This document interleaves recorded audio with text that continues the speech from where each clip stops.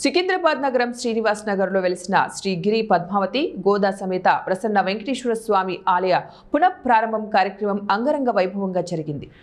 ముగ్గురు పీఠాధిపతులు నేతృత్వంలో ప్రత్యేక పూజలు చేశారు. 3 సంవత్సరాల తర్వాత పెద్ద సంఖ్యలో హాజరైన భక్తులు మూల విరాట్ ప్రసన్న వెంకటేశ్వర స్వామిని దర్శించుకున్నారు. శ్రీగిరి ప్రసన్న వెంకటేశ్వర స్వామి ఆలయానికి పలువురు ప్రముఖులు దర్శించుకుని స్వామివారికి ప్రత్యేక పూజలు నిర్వహించారు. పీఠాధీశ్వరులు శంకుస్థాపన చేశారు. అప్పటి నుంచి ఇది నిర్మాణంలో ఉంది. ఈ కార్తీక మాసంలో 24 నుంచి 31 వరకు సప్తాహ్నిక దీక్షతోని శ్రీ పద్మావతి గోదా సమేత శ్రీ ప్రసన్న వెంకటేశ్వర స్వామి వారి యొక్క జీర్ణోద్ధరణ పూర్వక మహాకుంభాభిషేకం జరిగింది. ఈ కుంభాభిషేకానికి ఇవాళ శ్రీ కంచి శంకరాచార్య స్వామి వారైనటువంటి విజయేంద్ర సరస్వతి స్వామివారు వారు విచ్చేశారు. అట్లాగే పుష్పగిరి అభినవోద్దండ విద్యాశంకర భారతీ స్వామివారు నృసింహభారతీ స్వామివారు వారు వేంచేశారు.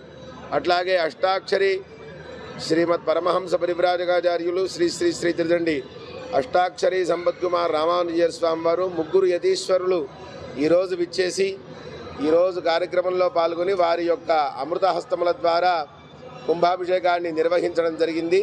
ఉదయం మహాపూర్ణాహుతి, ఇక్కడ ప్రాణప్రతిష్ఠ అన్ని ఆలయాల్లో, అట్లాగే పైన కుంభాభిషేకాన్ని నిర్వహించి వారు ప్రజలందరికీ కూడా వారి యొక్క ఆశీర్పూర్వక సందేశాన్ని అందజేసి అందరినీ ఆశీర్వదించి వారు వెళ్ళడం జరిగింది. ఈ పూట ఇక్కడ శాంతి కళ్యాణం జరుగుతుంది. ఈ ఆలయం చాలా విశేషమైనది. ఇక్కడ సుదర్శన హోమం నిర్వహించుకున్న వారికి అనేక కోరికలు తీరాయి.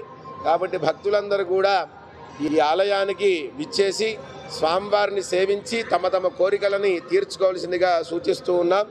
ఈ ఆలయం చాలా సప్తగిరివాస శ్రీనివాస ఏడుకొండల వెంకటరమణ గోవింద గోవింద.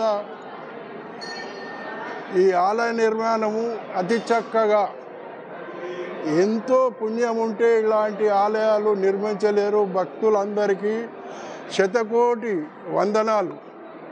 ఇచ్చిన దాతలకు, ఇయ్యాల దాతలకు, వాళ్ళు ఎవరైతే వచ్చి ఈ దర్శనం చేసుకుంటారో వాళ్ళు ఈ 2 నగరాలలో, ఈ భాగ్యనగరంలో ఇలాంటి దేవాలయము ఎక్కడ లేదు అని నా యొక్క మనస్సాక్షిగా చెప్తున్నాను. ఎవరికి ఎంతవరకు వీలుంటుందో అంతవరకు దాతలు ఇంకా డొనేషన్స్ ఇస్తే చాలామంది